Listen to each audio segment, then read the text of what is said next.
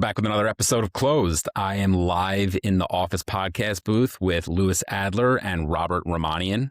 Hey guys, they are the co-founders and co-CEOs of Real New York, one of the city's leading boutique brokerage and marketing firms.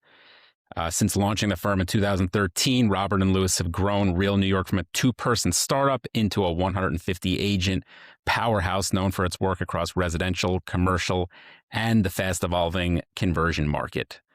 You guys have become go-to voices in publications like The Real Deal and across real estate podcasts. We're excited to have you here and appreciate you guys coming down. Thank you for having us. Yeah, really appreciate you having us.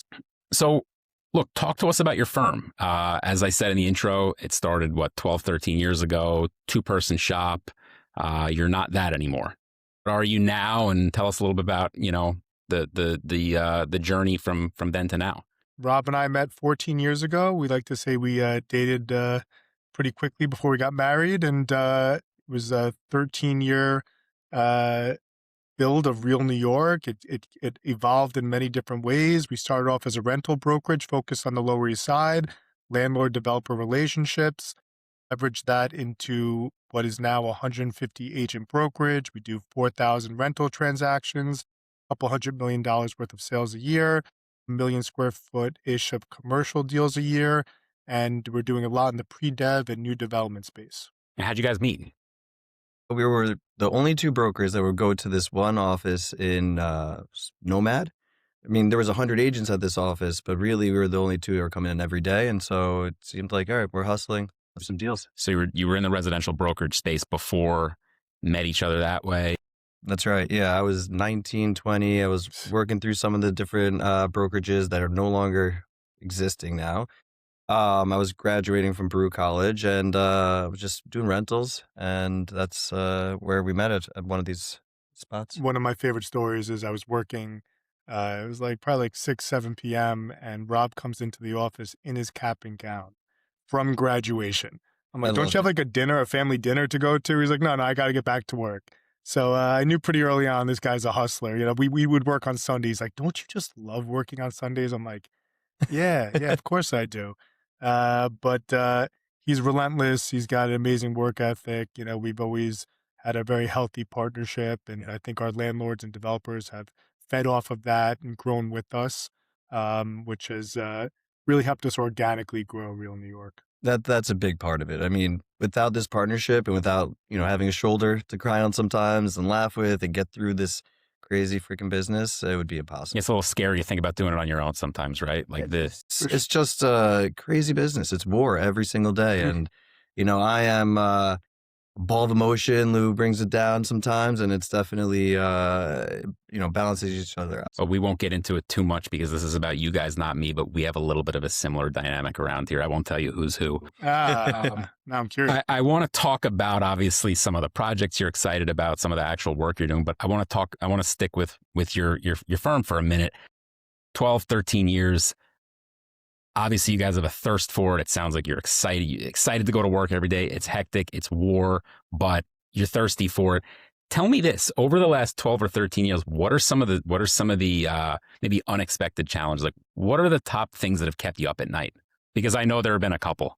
When I got into the business, I thought I just didn't realize the government and the politics around housing. I was, again, 20 years old. I just figured, okay, we're renting apartments, we're making housing. It's a good thing. But the regulation and how much landlords have become villainized, and us as a component and function of that, is surprising. And it's been a huge part of our business. And if anything, we've leaned into it, and it's worked for us. Yeah, we always thought that technology would replace us. More concerned about AI, virtual showings, but finding out how to navigate running a small business, and then on top of that, running a real estate based business in New York City, has been very difficult. It's we call it death by 1,000 cuts at times. And, the landscape's changing. We're constantly have to reinventing ourselves. The FAIR Act passed just this last year, which, put how we're compensated by landlords and developers on its head. There was 50% of our deals were paid by tenant transactions, and now it has to all be by landlord and developer. Right. So before we stick with that for a minute, I want to ask you, you talk about some of the challenges.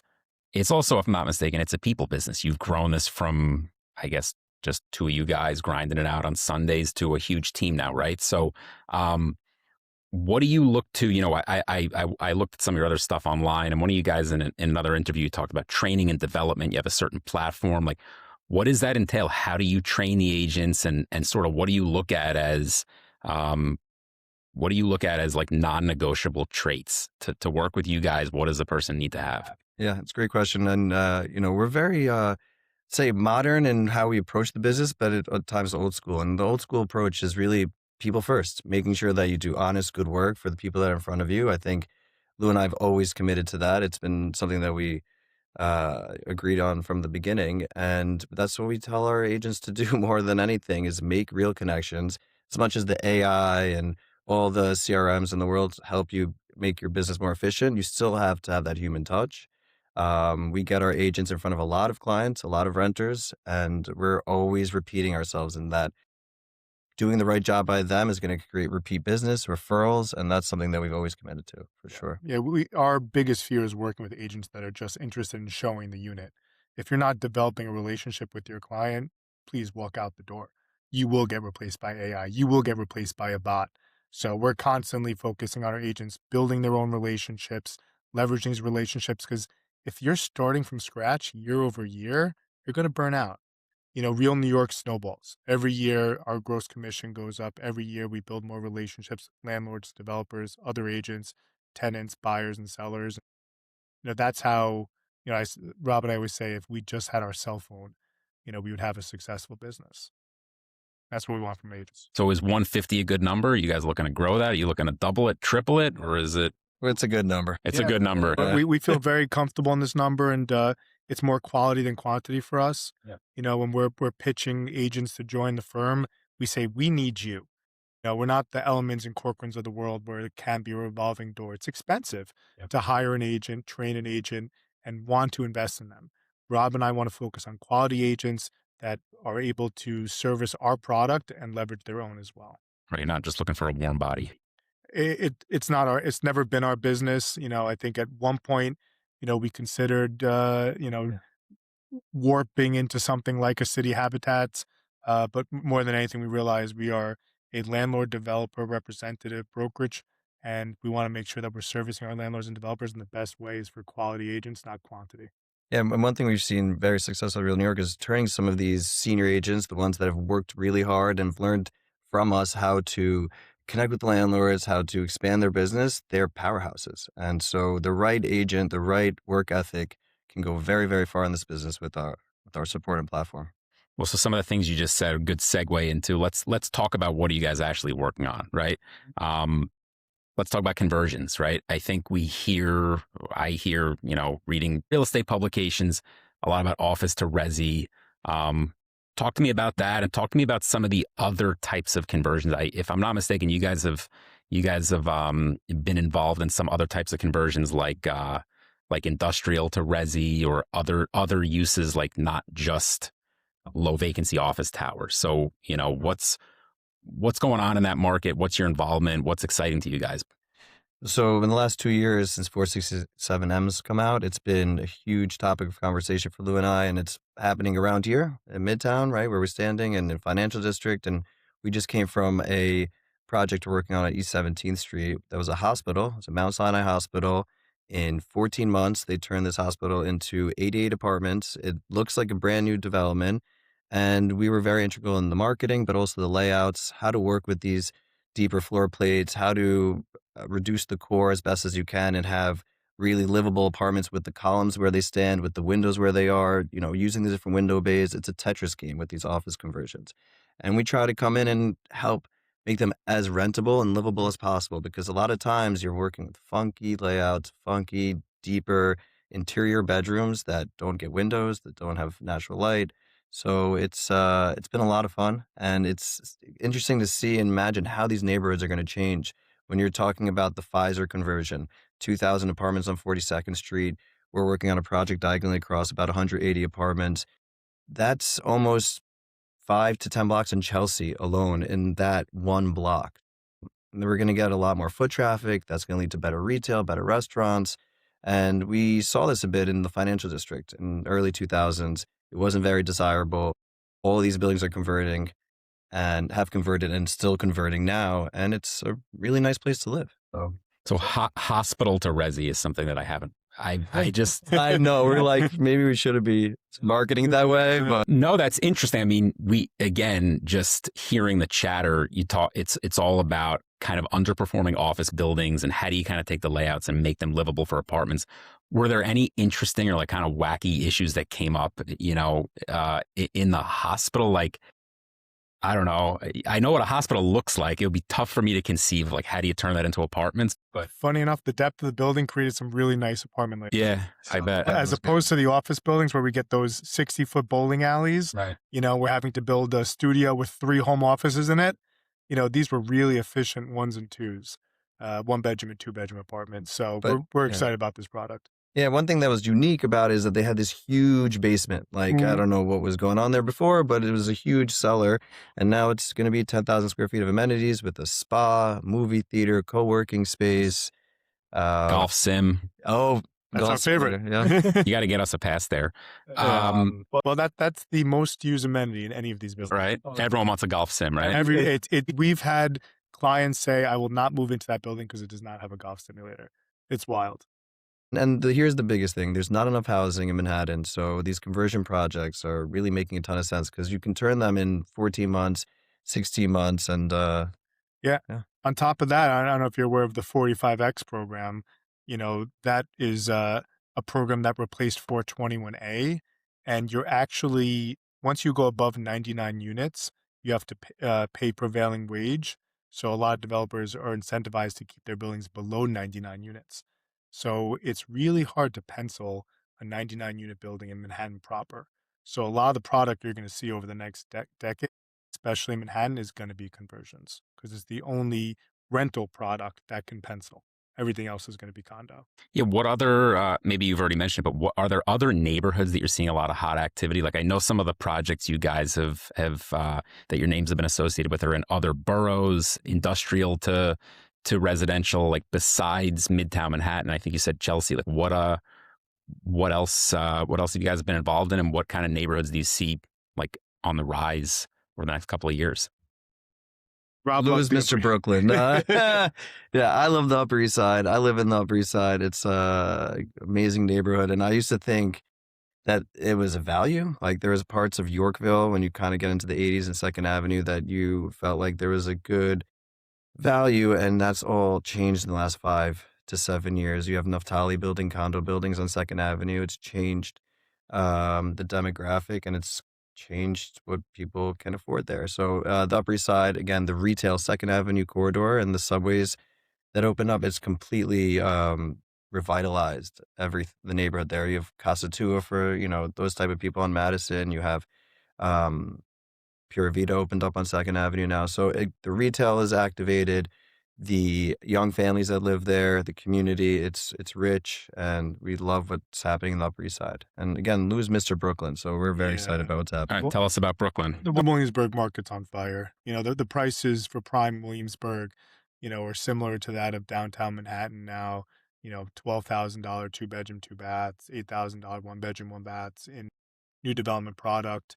You know, if you look at the retail, Rolex is coming to Williamsburg. Hermes is opening up in Williamsburg. They're opening up a Breitling, members club. Like there's it's not the Williamsburg I knew when I was like in college and law school. That was like people still use the word hipster back then. It was like you want to go vinyl record shopping and, you know, independent coffee shops and all that. That's not what it is today. It's a little Disney World. It's very similar to Soho. Yeah. So tell me, before we came on, I asked you guys about some things, and I think one of you mentioned a project on 6th. Is that something that you want to talk to us a little bit about?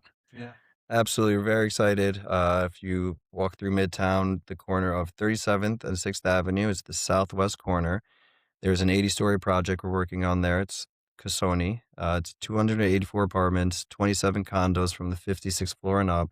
There's about 7 floors of amenity spaces, different lounges throughout the building, and a gym floor, a floor for a spa with a pool in it.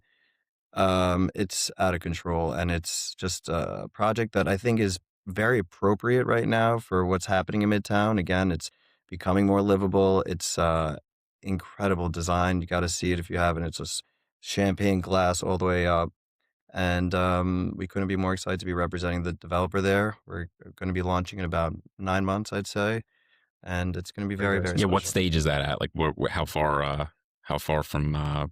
They're doing the interiors right now, so we're aiming for Q3 of this year, and yeah, they're just building it out. We've talked about conversions. We talked about some of the other new development projects. What other looking ahead? I don't know, 1 to 2 years. Like, what are you excited about when you go to work in the morning? Like, looking ahead, what gets you kind of like? I mean, we're really excited about these 45X buildings that we're working on. We have about 700 units in Greenpoint, 500 units in the Dumbo area coming to the market. We're extremely excited to see those come to fruition. And, we're in the pre-dev stages of that right now. So, like, working out the amenities, working out the finishes. We're, there's a lot, fortunately, I should say, unfortunately for the tenancy of New York City, the private sector is not really welcomed, right? So we would love to see more new development happening, but fortunately enough, we're involved with the units that are being brought to the market, and we're really excited to see what our developers are building. Yeah, so good reminder for me to ask you this question. As you look ahead, like what are you anticipating the challenges are going to be like over the next 1, 2, 3 years? With a new mayor, just trends happening in the city right now. Like, what do you expect? Hopefully, there aren't a lot of hiccups, but if you had to guess what they're going to be, what do you think? Yeah, I think the new administration is not welcoming the private sector. They're not trying to build more supply. And if you're not trying to build more supply, price is going to continue to go up, right? Like we go back to it. We don't think we have a greedy landlord problem. We think we have a problem where New York City makes it extremely hard to build apartments. So moving forward, we're hoping that changes, because, we want it to be a place where more New Yorkers can gravitate to the city, where people from around the country can feel comfortable relocating to New York City. And the only way for that to happen, for them to afford it, is if we create more supply. What about you, Robert? You agree with that, or other things you think are going to be keeping you up at night over the next year? I'll start with the question before real quick, right? What gets us really excited these days is the competition and lack of, in some ways. There's a lot of consolidating happening. It's been happening for the last decade, but now it's just ramping up in a different way. So Compass buying Anywhere, there's just a lot less of the boutique firms around. So we've made a good name for ourselves. And anytime this sort of regulation happens, right? Lou mentioned the Fair Act earlier. It makes it a little tougher in this business, but we feel like we have a head start on most of our competition, and we feel like we have a good moat around our business. So we just lean in, like we've been doing with this Fair Act, and we've seen more phone calls come in, more inbound, with landlords saying, "Hey, I want to give Real New York a shot. My friend says you guys have done right by him," and that's what we're very excited about. But yeah, I mean, as far as housing goes, I'm with Lou. There's definitely not enough being built, and we don't see any shed of light in terms of more housing or the right amount of housing coming through. So, Well, look, maybe we'll have you guys back on in a year and see where we'll revisit that issue. But for now, I appreciate you guys coming on. I think we'll leave it there before we sign off. Why don't you tell our listeners where they can read a little bit more about you guys and where they can find some information about the in progress projects that you're most excited about? absolutely. So our website, realnewyork.com. You can find us there. Lou and I are doing more and more on social media front. So our Instagram is great to find out more about us, and just reach out. I mean, Lou and I are incredibly available. We're email us, text us, call us. We're on the ground. All right. Yeah. Thank you so much for having us. Thanks for coming down, guys.